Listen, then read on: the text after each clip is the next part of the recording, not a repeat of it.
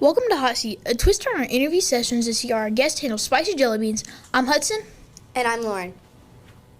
Today, we have Mr. Blake Willey, a LPS substitute teacher and a retired U.S. Army veteran and prior drill sergeant. There are 5 levels of spicy jelly beans, with the least spicy being Sriracha and the spiciest being the Carolina Reaper. Before each question, our guests will eat a jelly bean of an increasing spice. Are you ready, Mr. Willey? As I'm gonna be. Let's start with the first bean. Okay. And it's 2 beans, not just 1? Yep. Could you tell us more about your... Oh, wait. 1 second. Could you tell us more about your military career?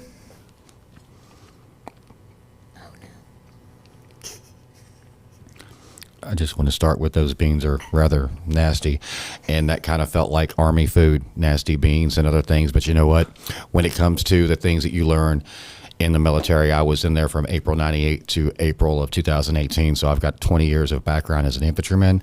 I've been an instructor, a paratrooper, a mountaineer, a drill sergeant. There's anything that you can do in the military is up to what you pursue, but nobody can hand that to you.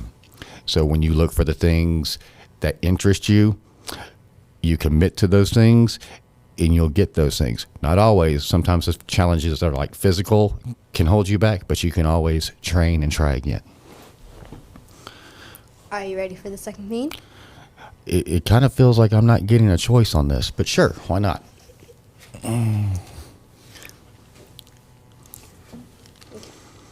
What was it like to get trained as a drill sergeant?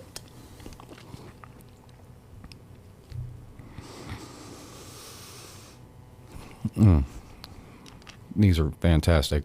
So getting trained as a drill sergeant, we went back to basic training, learning the things that we first learned when we initially came into the Army.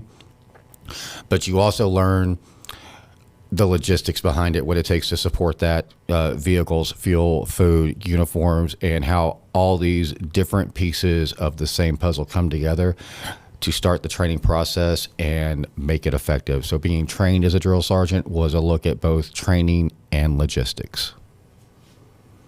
Time for bean number 3. I'm going with water on this.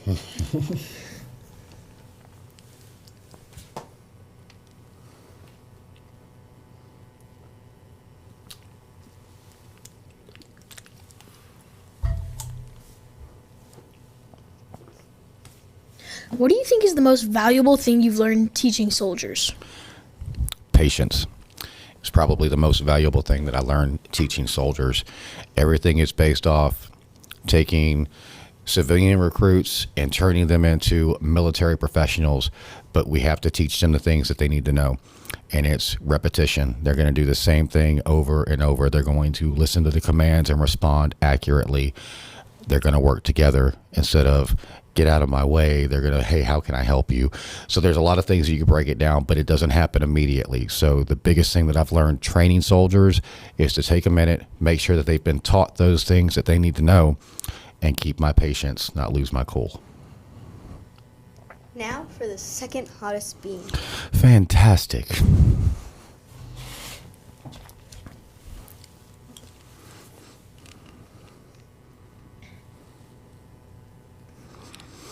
This is a lot of things, but pleasant isn't the word I was going to use for this.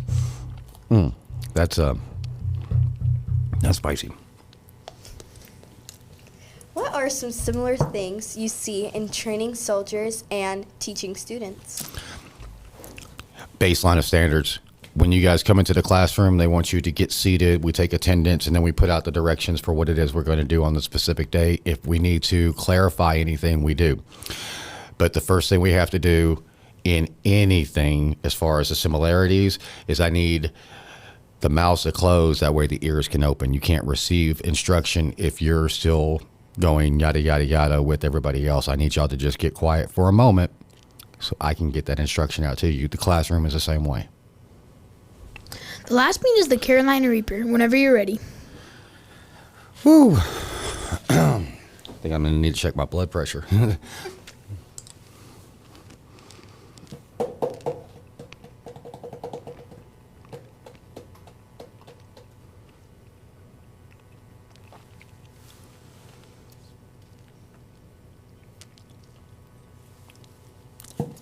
What is a lesson you've learned in your career that you would like to share with your students?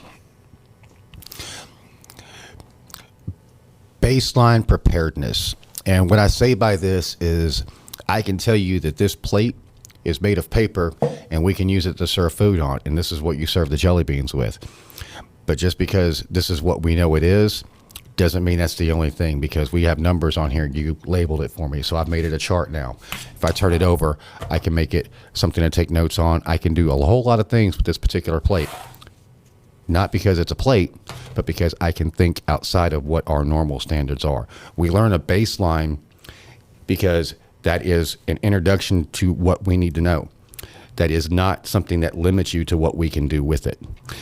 And your perspective will only be as narrow as you allow it to be. Thank you for joining us on Hot Seat. We hope you feel better soon, Mr. Willey. Thank you to our viewers for watching. I hope you enjoyed the video.